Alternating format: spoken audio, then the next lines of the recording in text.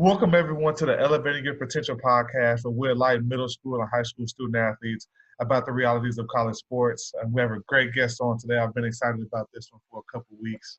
So before we get into asking her questions about her story, here's her little bio. Vanessa is a former Division I soccer player from Kingwood, Texas. She was named first team All-District 3 times, honorable mention All-State once, and a 3-time academic All-District selection at Kingwood Park High School. She also played club soccer for the Challenge SC club, and she was also named captain to that team. After high school, Vanessa took her talents to SMU, where she was named to the All-Rookie AllConference team in 2015, first team AllConference 2016, and a conference All-Tournament team in 2017. And she was also selected to the preseason All-Conference team in 2017. Vanessa graduated from SMU with her bachelor's in sport management with a specific, we kind of graduated the same degree, sport performance and leadership. It's a great program. Yeah. And then she received her master's in liberal studies. After receiving her degree, she signed a pro contract to play in Israel and now runs a private soccer club called VTech for her private soccer business. So we're going to get into all these things that you've been able to accomplish. So Vanessa, thank you so much for being a part and joining us today. Yeah, of course. Thank you for having me. Oh, for sure. I'm excited. So just to get started off, how were you actually introduced to sports? So I was introduced to sports by my parents. Mm-hmm. And I started at a very young age. I started playing soccer at 5. Okay, wow. Yeah, so it's funny because my birthday is actually next month, and it's going to be 20 years of playing soccer. It's crazy. It's crazy. Wow. But, yeah, so when I first started playing soccer, my parents started me out in the YMCA. I feel like most kids start there. And then eventually I grew out of that. And then eventually I played for a little league called Texas Heat Wave. Okay. I think it's I'm not sure if it's like a Texas thing or if it's just like here in Kingwood where I live. But so then eventually I got to the age, I think it's maybe 14, 15, where you qualify to play co-ed. Mm-hmm. And so I started playing with boys, and eventually in 8th grade, I started playing competitive soccer for Challenge Soccer Club. So it was a little process. Wow. Okay. So fun fact, actually my first sport I actually played was soccer as well. Oh, really? Yes. I only played 1 year. I mean, I was okay, but yeah. It was not for me. And then you said you played co-ed. What was that experience like? Do you think that helped you with your journey at all? Yeah, I think it did. I think it helped me get rid of my fear of like playing against other people, because I mean, obviously boys are a lot more aggressive in sport, and so I think it definitely helped me grow as a player. Got you. And so soccer is the only sport that you've ever played? So no, in middle school, I started playing a bunch of different sports because of like the season that it was. And so eventually I just stuck with soccer, but in middle school, you could play volleyball, basketball, you can run track. And so I did all of that stuff. And eventually, when I started playing competitive soccer in 8th grade, I didn't have time for all the other sports. So I like just stuck with soccer. And then eventually it was just soccer in high school as well. Got you. And so what's your second, I know soccer is probably your favorite sport. What's right after soccer for you? I would say probably, I really like basketball. I do too. I was actually not bad at basketball. So So yeah, I think that was probably my second favorite sport. Got you. Mm-hmm. And so help me. So I did, like I said, I only played 1 year. So to a casual fan out there, someone who doesn't watch soccer often, help us understand what makes soccer so unique and why maybe it's so special to you. I think it's just the passion that players have for the game. because you see, like, if you've never really watched soccer and you watch a soccer game, people are just like, oh, like, what's the point of soccer? They just kick in a net, they go back and forth. And like other people say the same thing about football, like, oh, what's the point of football? They just run around, they stop every couple Right. and then like they just kick it in Right. the field goal or like pass a line. So I feel like people have their opinions about all different sports as to why like they have these rules and like what's the point of it. But soccer is very intense. It's really physical. People don't think that you get a lot of injuries from soccer, but you do. And it's just like really passionate, and you can see like the passion on, especially if you watch like professional players play, just like the passion when they score a goal or when a keeper saves a shot or something. It's just like you can see the passion that they have, and it's just like really exciting. And it's just like for me, because I've played so long, that just like pumps me up because I'm like, I want to like have that passion, like Right. just like during the game and have that intensity as well. So yeah. Wow. And I actually agree because there is a lot of passion involved. Like, I think it's one of the best parts of soccer is after someone scores a goal and like the Yeah. celebrations. I think that's like that is amazing to me. Yeah.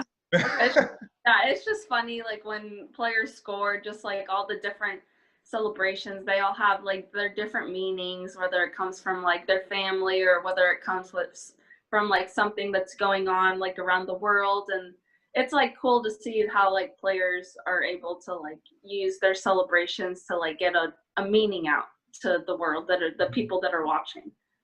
Oh, so these aren't just typical celebrations. Like, these are well thought out. Like, it's usually they have Yeah. a message behind it. Some of them do. Okay. Some of them are they're just funny. They just want to like entertain the fans, obviously, but some of them actually do have like meaningful messages behind them. And so one more soccer question about like the rules. So I've always wondered, why is there additional time added to the end of the game? So the I've extra never understood that. time. So say there's like a injury in the middle of the game, then that's like taking away from the 90 minutes that are played in the actual game. So then the referee will add on those extra minutes to the end of the game. So some in high school soccer and college soccer, there isn't really extra time because of like they have like the scoreboard with the actual time on it. Right. I've noticed that when I played in college, but in professional soccer they have extra time so that those players can get like the extra minutes added on in case there's an injury or something like that. So like it doesn't, because like in football, if someone gets injured, like the clock stops. And so that's why I'm kind of like, how come the clock just doesn't stop when that happens? Yeah, the ref, they're pretty good at keeping track of the minutes and stuff. They have like the sideline referees, and they have the main referee, and then they have one on the side that like holds up the sign when the numbers, when there's substitutions made. So like all of them have like watches on. They're all keeping track of the extra time that needs to be added on at the end. Well, thank you for enlightening me on that. I've always wondered why there's extra, like why it doesn't stop. So that makes a lot of sense. So for you, when did you discover that you were pretty good in volleyball and that you could like make the next step and play collegiately and eventually professionally? So my dad started playing soccer when he was pretty young. He was raised in Spain, and so obviously soccer is like the main sport over there. And so, like I said earlier, I started playing competitive soccer in 8th grade, and so it was just like it was just playing the other sports. They just didn't. I loved playing all of them, but soccer was just like the main one that I like wanted to stick with and play, and that I could like be successful in. Right. And so, and I would say like I'm pretty fast. Yep. So I like really like to take on players and make runs and sometimes sneak up behind defenders and take the ball away from them. And so I just like the whole playing soccer thing is just, I love it. So Yes. Was there a moment for you, like when you were playing or like in practice, where you're like, oh, I'm actually, I don't want you to, I know you're humble, but was there a yeah. moment for you when it happened, like, oh, I'm actually one of the better players on the team, or did it just, were you just always naturally one of those top tier athletes? Um, I think obviously I had to work for it. I had to Right. work to get up. I had to work to get into shape. I had to work my butt off, especially I'm sure we'll talk about it later, my injuries that I Mhm. had. Um, just I had to work 10 times harder than my teammates because I would say I'm a little accident prone, I'm a little injury prone. So just working 10 times harder, just like that success that I had at the end just makes it sweeter. Right, for sure. Oh, that's Yeah. great. That's great. So Mhm. let's talk about the student side of you being a student athlete. What Mhm. type of student were you growing up, like in middle school and in high school? I actually wasn't a very good student. Okay. Hey, we love transparency on the podcast. So that Yeah, yeah. So I got good grades. I got A's and B's, a couple C's here and there.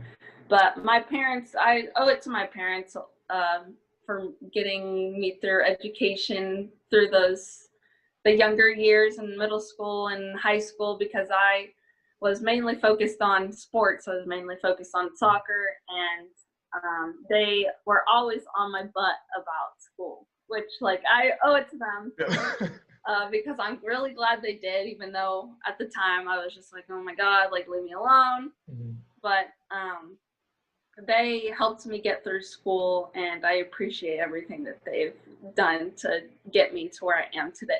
Yes. So what would you tell a student athlete? Because I was the same way. I just wanted to do my work so I could go ahead and go to practice. So Yeah. what would you tell a student athlete who might be thinking like those things? Like what helped you ultimately? I know you said your parents, but are there any like strategies or tips that you can give them to help them like move forward and get past just thinking about like going to their sport and making sure they take care of the academics?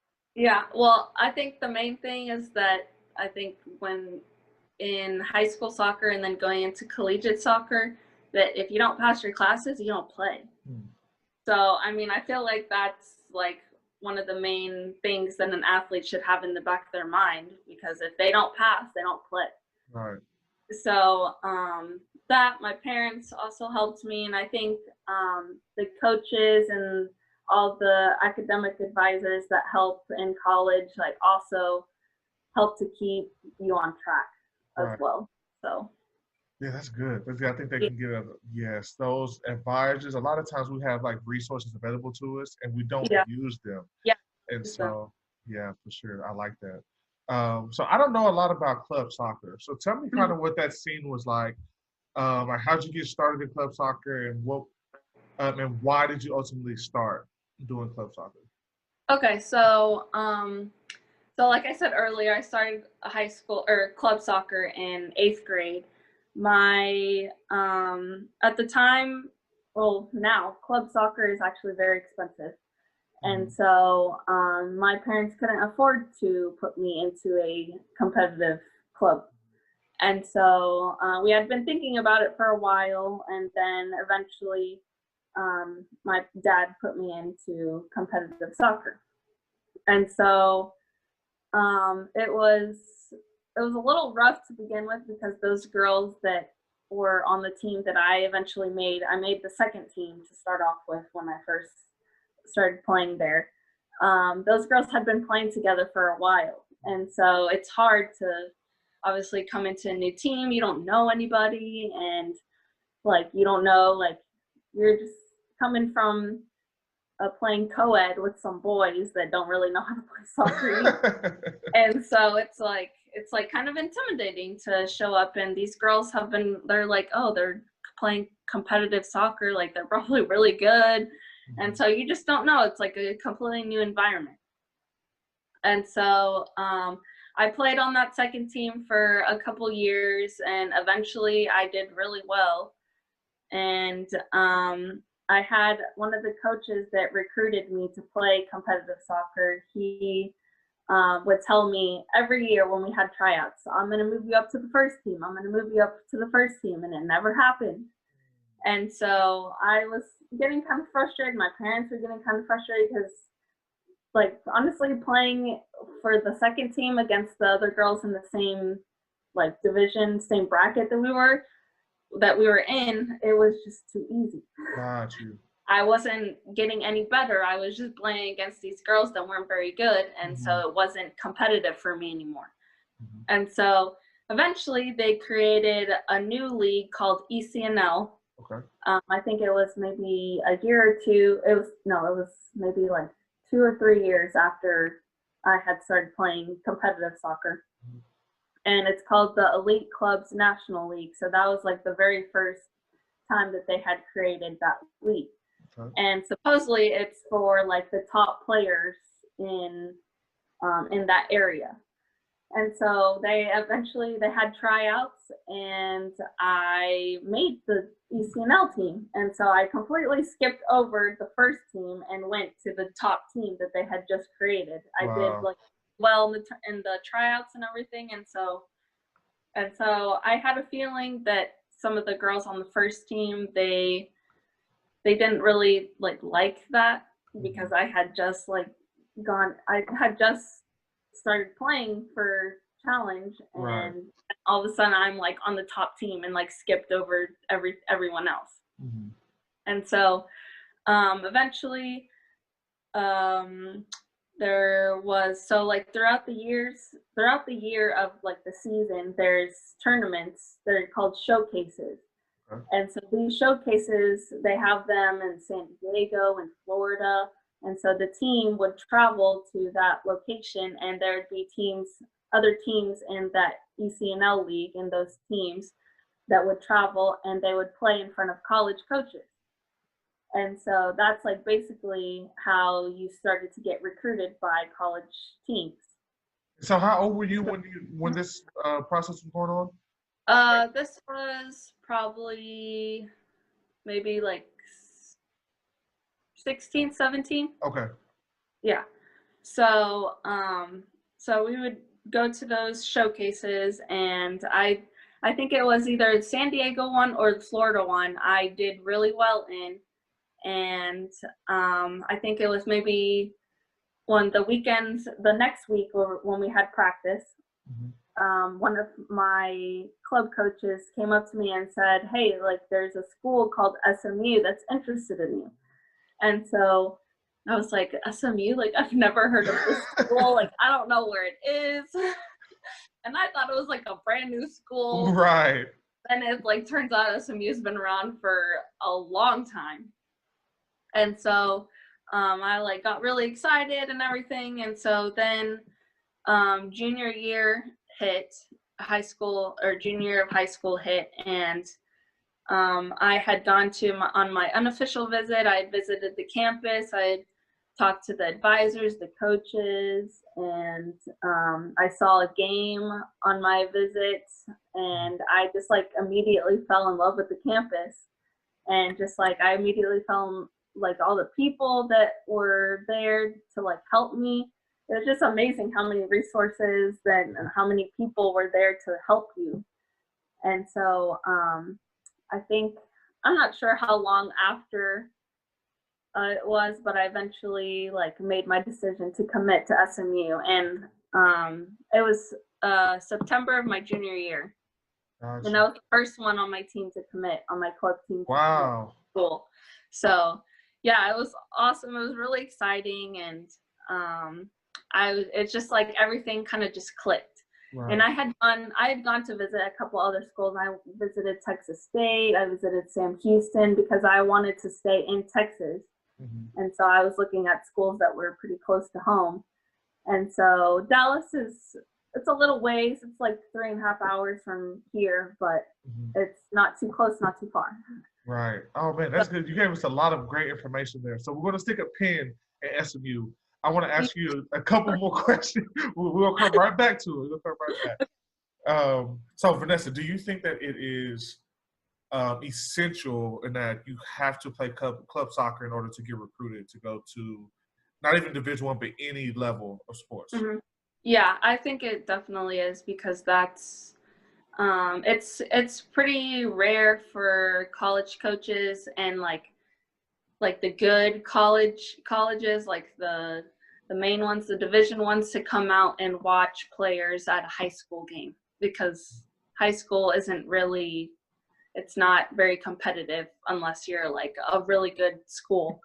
But I think it's really essential for women and boys to play club soccer, because that's, you go to these tournaments where the coaches that the coaches know about, and so they're all gonna go to that tournament to like watch players.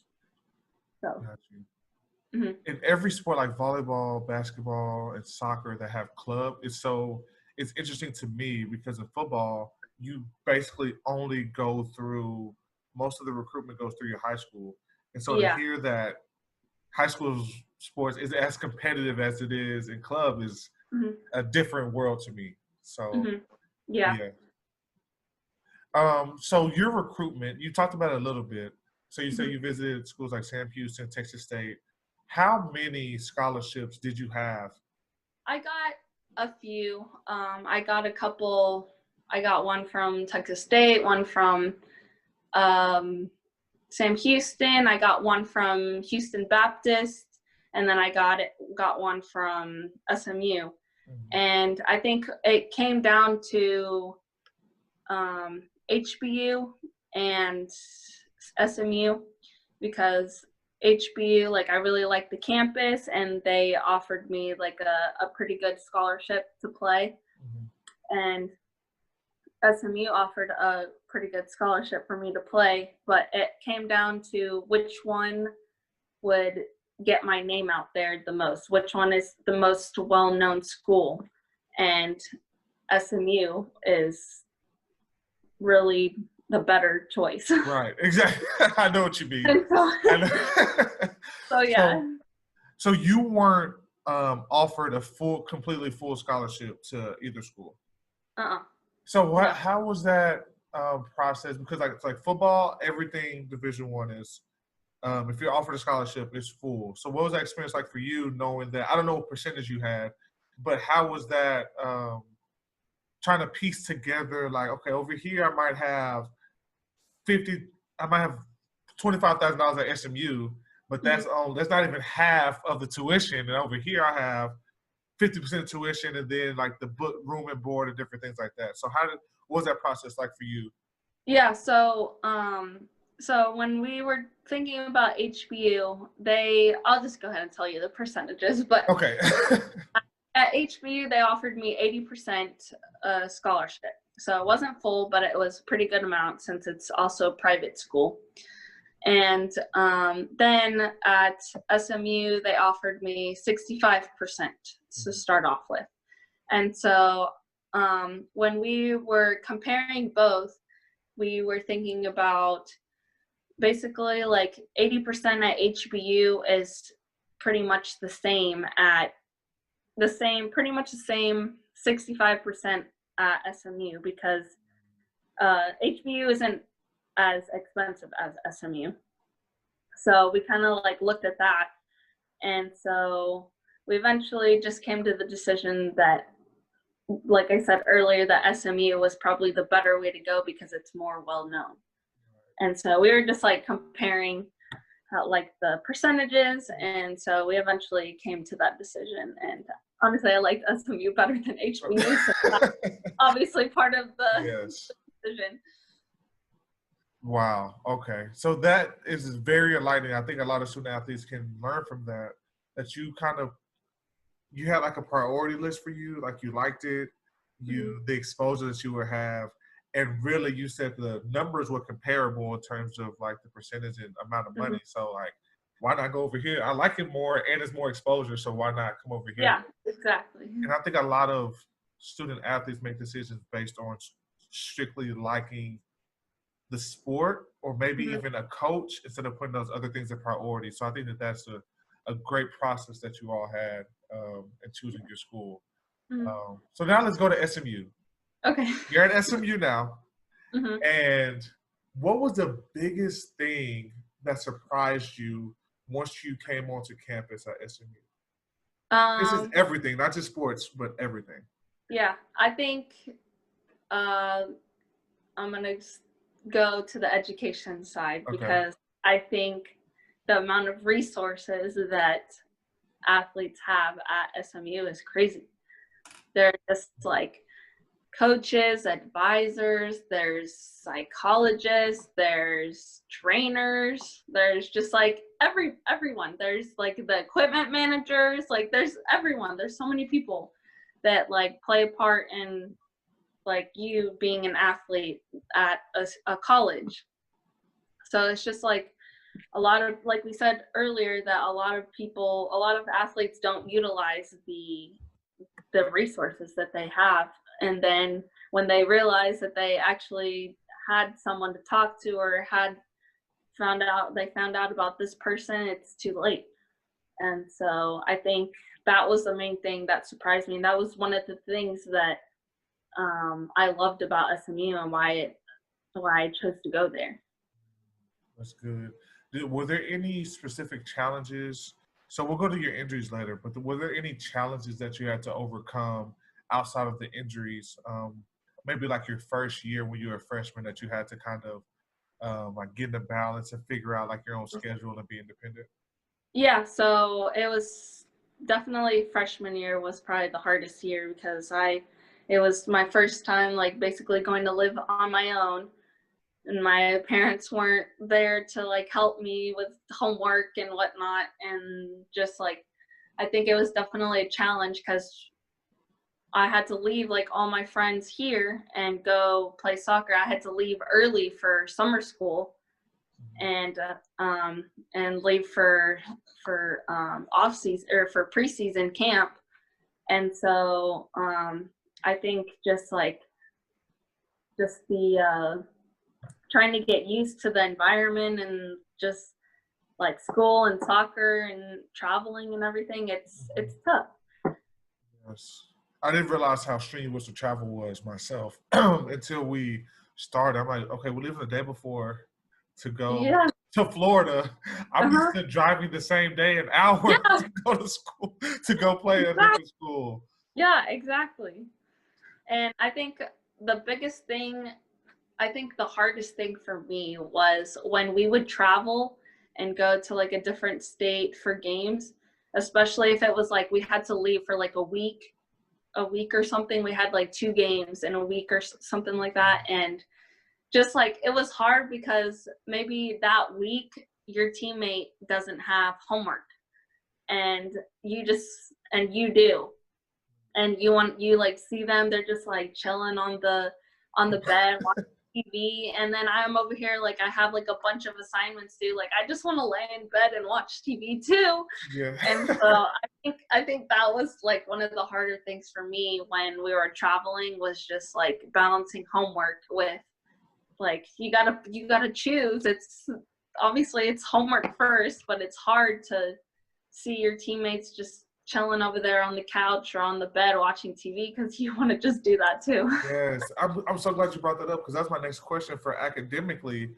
Like, Uh, we talked about your academics a little bit earlier. So how did you ultimately, I mean, you have a master's now, so you did pretty well. So how did yeah. you shift to that independent thinking as academically? I think just maturity wise, I just figured out what was more important. It's like I needed to get my work done. If I got my work done, then I could go and lay in bed and watch TV. So I think just like you just have more experience and you get used to all the traveling, and I think as you do it more and more, you do it every year for 4 years, Right. you just get used to, all right, it's school first and then you can relax and do all that other stuff. So Yes, you said something very profound in that it was you figure out what's most important. mhm. Like you realize that doing this work is the most important thing to get me ultimately where I want to be. And so Yeah. that's super, super important.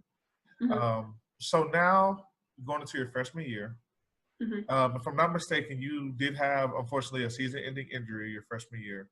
Yeah. So walk me through your mentality, because I mean, your freshman year is a very big year because you want to go in there, you want to show your teammates that you're as good as you were advertised and that you Yeah. belong, and then you have an injury. So what was that experience like for you? It was tough because so yeah, my first injury was pretty tough because I had heard of other athletes tearing their ACLs, but I was just like, I don't think that's ever gonna happen to me. And so then my third game into my freshman year, my first year, I was dribbling and I touched it too far and I ran into the goal. So I was on the ground a little bit, and like I had ran into goalkeepers like plenty of times before, and I was just like, it's just like a little, it just like hurts some, but like I'm sure I'll be fine. Like I'll get over it and I'll just like walk it off some and then I'll be fine. And so then the trainers came and they did the little like knee test on me. I'm not sure what the name of it is called, but I just call it the knee test. And they like helped me off the field, and they ended up putting an ice bag on top of my knee and on the bottom. And I didn't go back in after that. And so I was like, oh, maybe it's just like a little injury. Like I'll be fine in a couple days. So it's just like a little bruise and that's it. And so I ended up going to get an MRI, and I got the results back in a couple days, and they had told me that I had torn my ACL. And so I broke down like right there in front of the doctor. Mm-hmm. And because it was tough news to hear. And so yeah, it was tough because I like had never expected to tear my ACL, especially 3 games into my collegiate freshman year. Right. So yeah. And apparently you did well, because I mean, you played as a freshman, and playing as a freshman is not easy to do. I ended up starting the 3 games that I played in, and I was killing it. I was doing really well. So I was like, all right, like freshman year, it's gonna be good. And then I ended up getting hurt. And so I honestly to say, like I was actually very positive throughout the whole process. I was like, yeah, it's gonna take 6 months. Like that's such a long time. But I mean, I stayed pretty positive through it, and I came back even stronger. So Wow. So how were you able to stay positive?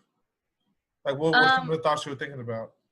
I think it's just like for me, just like I'm overall a pretty positive person, and so I think like that had a lot to do with it. And just like when I came back and just like watching my teammates, like they were practicing and I was on the sideline doing this and stuff. So it was hard to like see that they were progressing and getting better. And then, I mean, I was getting better and progressing in my own way. And it was tough, but I eventually got through it. So that's good. And you sure did, because the next year you actually made the all-rookie team for the conference. And so how did that feel for you, not only to come back and start, but to be named to the all-rookie team that very next year after tearing your ACL? It was awesome. It was a really awesome feeling to be on that team, because I like feel like all my hard work paid off. And I think my positivity had a lot to do with it. And then like the support from my teammates and my coaches and the trainers helping me. And I think that all that had like a really big part of like my return back onto the field. And I just had like this hunger and this desire to like, I just want to like be better and score. And that I just had this drive to just score goals. Right. It's just like a hard feeling to describe. Just when you haven't been playing for so long, it's just you feel like rejuvenated, like you've started back from the beginning, you started over, and you're just like ready to play again. And I've heard that a lot of people that have like season-ending injuries, like they have a better appreciation for the sport Yeah, after exactly. that. Because like, man, I haven't had a chance to play in, like you said, 6 months. Uh-huh. Yeah, that's really good. And so you have an all rookie. You make the all rookie team, and the Hmm. next year you make the all conference team. So how did that feel to make another shot and have another accolade under your belt? Got another accolade. Yes, to have another accolade under your belt. It was just like a good feel. It was just like a great feeling. Just going back on what I said before, that it just feels like that my hard work has paid off, and just I had to work 10 times as hard as my teammates to get into shape and to get my touch back on the ball. And so it's just like a really rewarding feeling to come back and be on those teams. Yes. And then, unfortunately, I believe this is your 4th year on campus. Hmm. You had another tough injury after being to the all conference team? Uh-huh. So Yeah, this so is this one, go ahead. no, I was gonna say, so this is the second time since you've been in school that this has happened. So Yes. I can only imagine, like the first time's one thing, but like Mhm. for it to happen again, what type of mental and physical toll did that take on you? So this one, I wasn't so positive during this one actually. Okay. Um, so so I'll explain to you like what happened. So we were playing our first conference game away in Memphis, and we were playing, and I was like asking for the ball, and a girl just hit me from the side, like she just blindsided me, Mhm. and I like felt that feeling that I felt first time when I tore my ACL, and I was like, oh God, like it's gone again. I was like freaking out. The trainers from the other team brought me crutches, and I was just like, not again. And so we got back, I ended up getting a MRI, and I had partially torn my ACL. So I had not torn it all the way. Mhm. So I guess like I was a little relieved. But then I went to the doctor, and he was like, so, I mean, it's a good thing that your ACL isn't gone all the way. But the thing is, like, your ACL could go tomorrow, it could go in a year. So, Wow. like, you never know when that thing, you could step off a curb and it could be gone. Like, you Right. don't know. And so I had that in the back of my mind, and I'm like scared to play now, because Right. like, what if I do something that I do at everyday activities and it's just gone, like right there. Mhm. And so it was hard. It was tough to hear that, but I was trying to push through it. I went back to rehab for like 3 weeks. I did some rehabilitation and some stuff to strengthen my knee. And then my first practice back, I was wearing a brace, and we were practicing on our field on Westcott, Mhm. and we were doing a shooting drill. And I received the ball and I shot it, and I was fine. And then I went to the other side and I received the ball. As soon I planted to shoot, as soon as I made contact with the ball, I just heard and my ACL Wow. was gone. It was gone. Wow. So, so I ended up tearing ACL.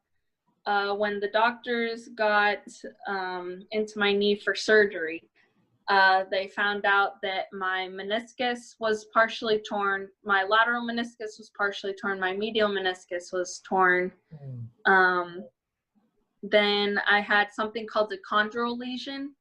And so basically that's when your bones like hit each other.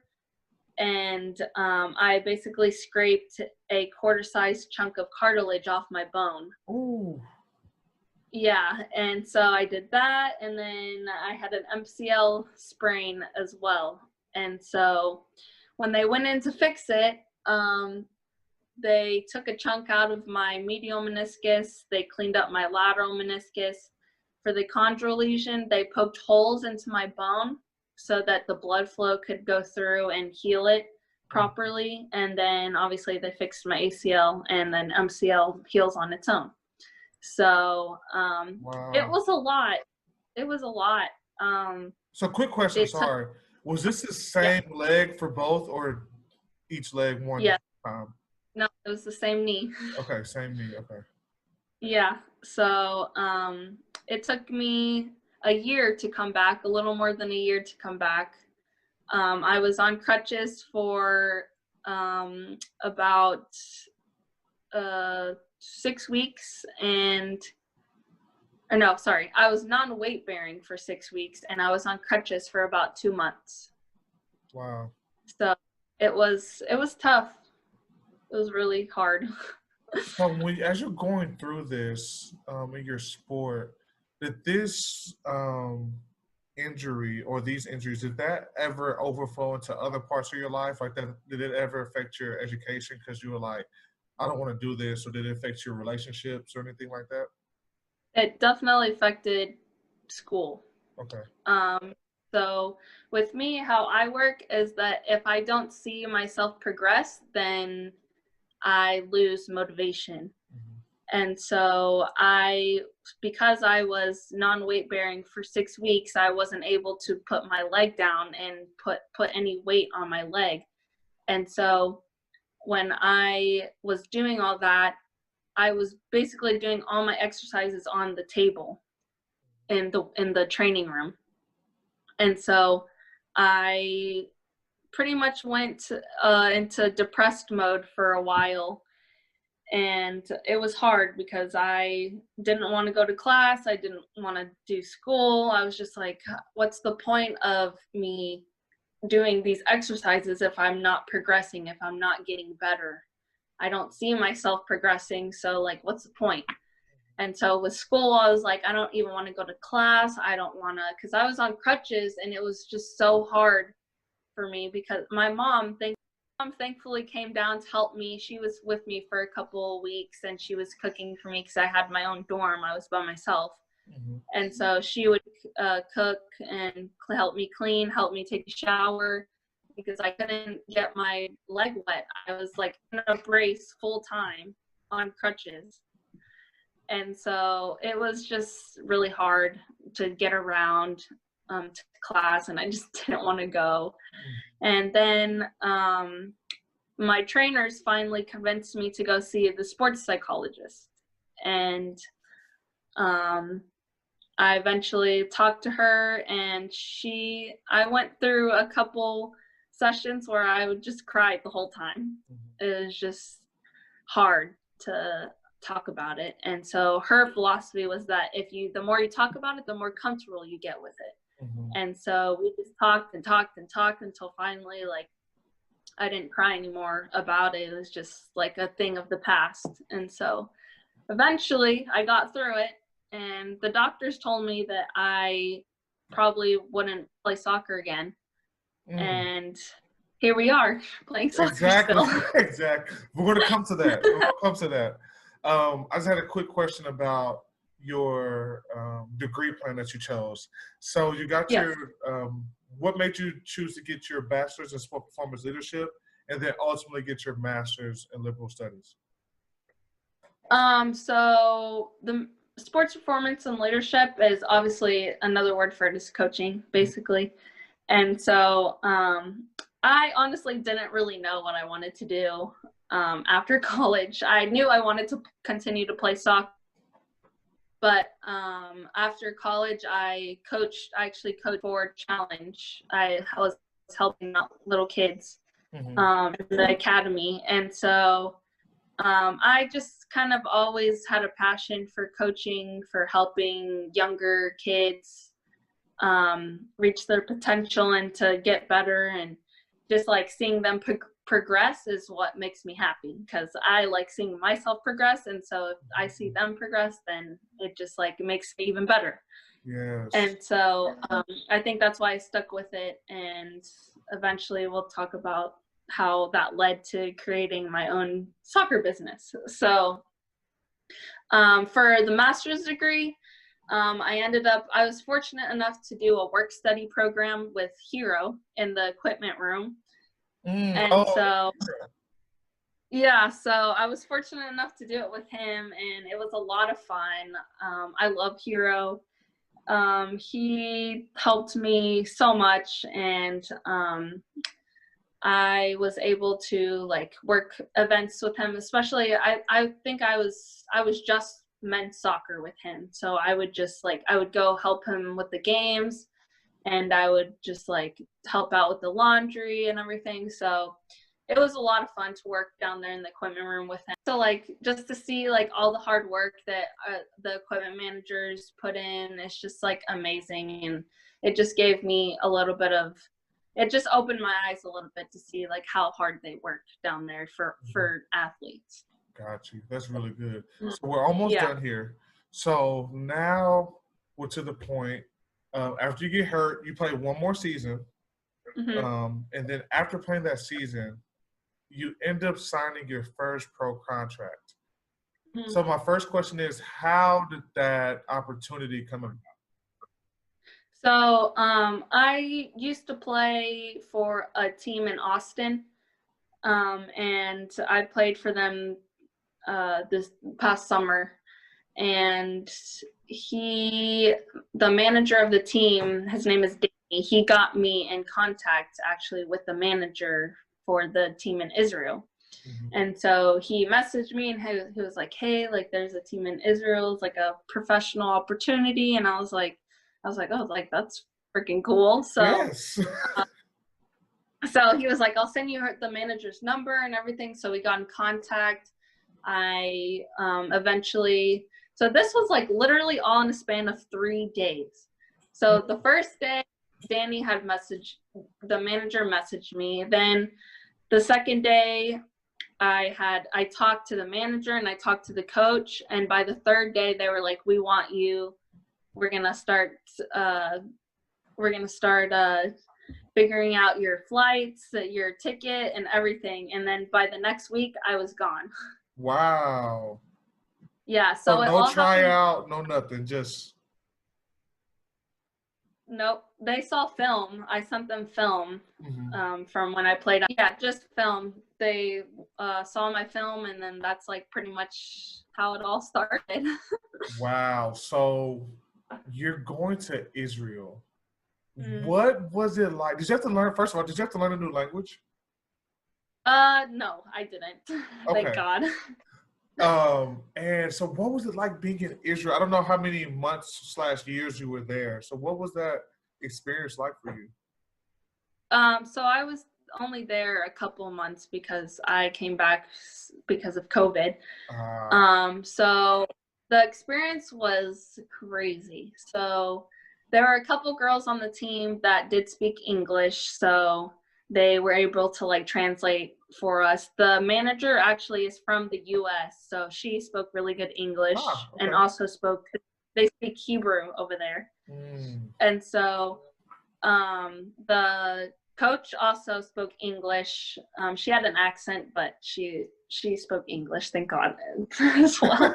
and so um and so just like the whole experience, like I just never would have thought I would go play in Israel. Like it's just amazing to me that I got to go over there and play. The experience was amazing.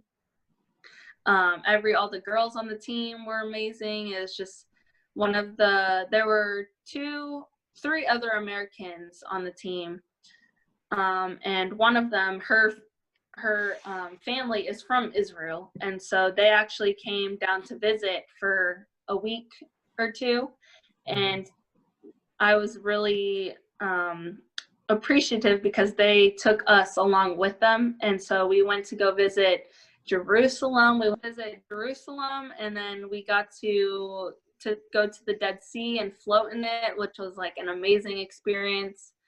And it was just like I'm just like really grateful that I was able to go and play and go visit that country.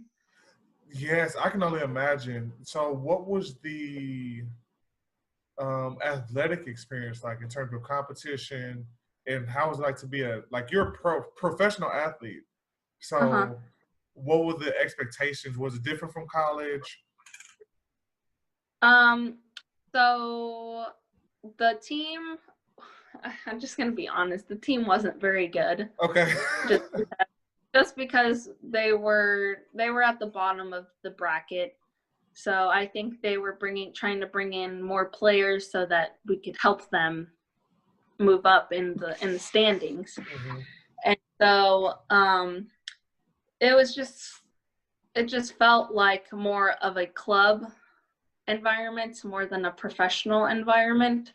So it was awesome because it was basically like when you play professionally, like that's your job. All you do is play soccer, you rest, you eat, you sleep, and play more soccer. So literally that's just like living the life. I'm over there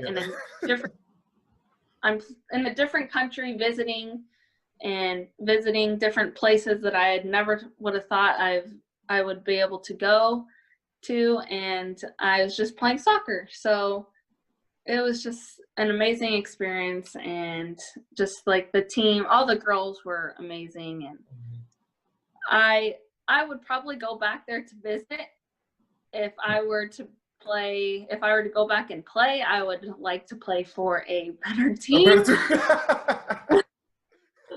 But overall, overall the experience was great. The expectations of the girls, there were a couple girls that were very young, and so it's hard for me to say that was like more, like there were more expectations than college, because I think college was, compared to that team, was tougher. Got you.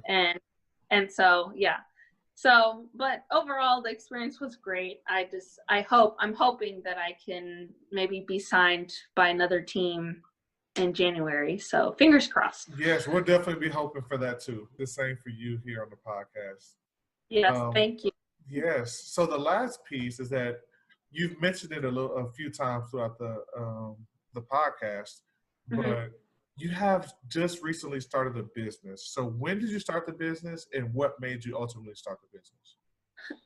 My parents gave me the idea to start a private soccer business, just because we had seen there's a million little soccer businesses around on like social media, and you just see like a bunch of different little soccer businesses of people that they have their own place and they do private training with kids. And I just thought like maybe instead of working for club, because working for my old club was awesome, but it was just hard because like you have to obviously work on their time, and just with my own business, I can like schedule my sessions when I want.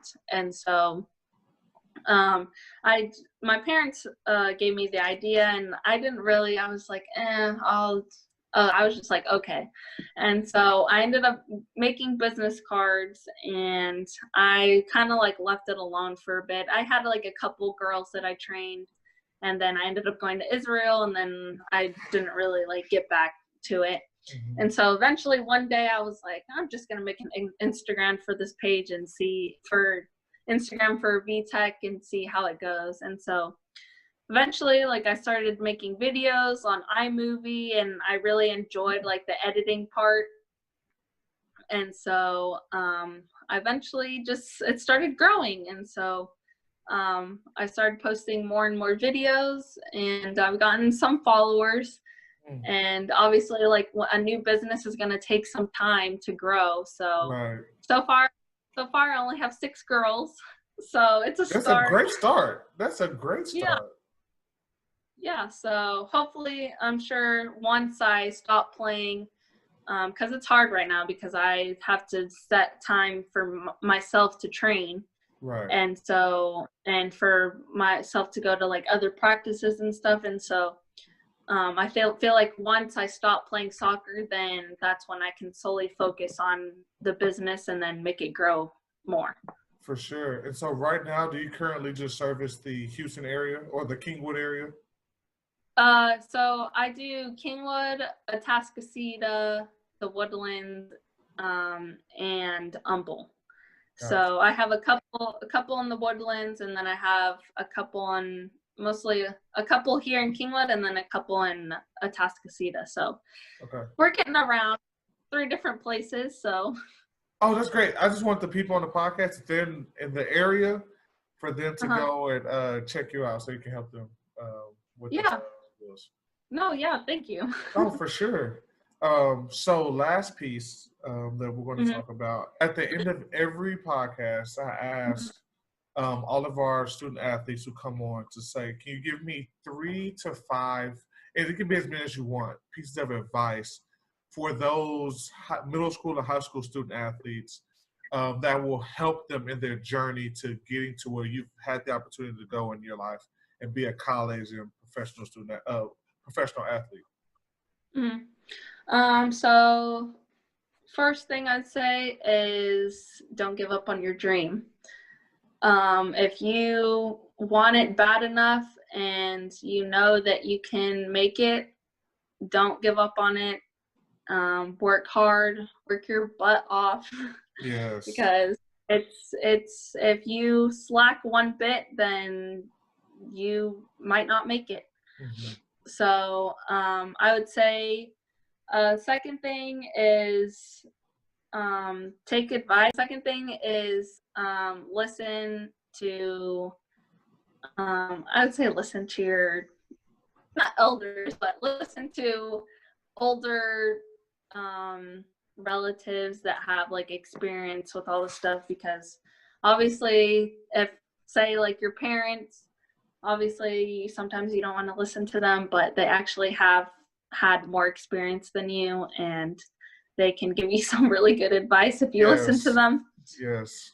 Thirdly, I would say or third, I would say that I would say stay positive.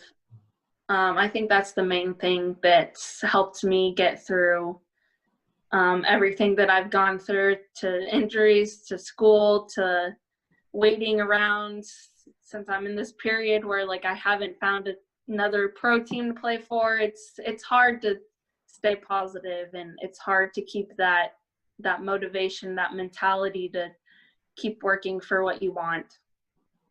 And lastly, I would say that if you want to play at the next level, then you got to work hard for it, because there's so many other, whether you're a boy or you're a girl, there's so many other kids in this world that want the same thing you do. There's so many kids around the world, whether you're a boy or a girl, that have the same goal that you do. So only the ones that go out and practice on their own, that want to get better, that don't just show up to practice and just like, oh God, like another practice. You show up to get better, show up to improve, go out by yourself and practice, bring a friend. Because I've heard the saying that, what is it? The saying that, practice when no one's watching. That saying that I've heard coaches say, that you get better individually when you go out and practice by yourself, because that's the motivation that you have for yourself and the desire to continue to play. So those are probably my 4 things that I would recommend. Yes, those are 4 powerful things. And Vanessa, your story is great. It's definitely inspiring, going to help so many student athletes. So again, thank you so much for joining us today. And for all those out there, as she said, work hard and you'll make your dreams come true. All right, thank you. See y'all next week. Thank you.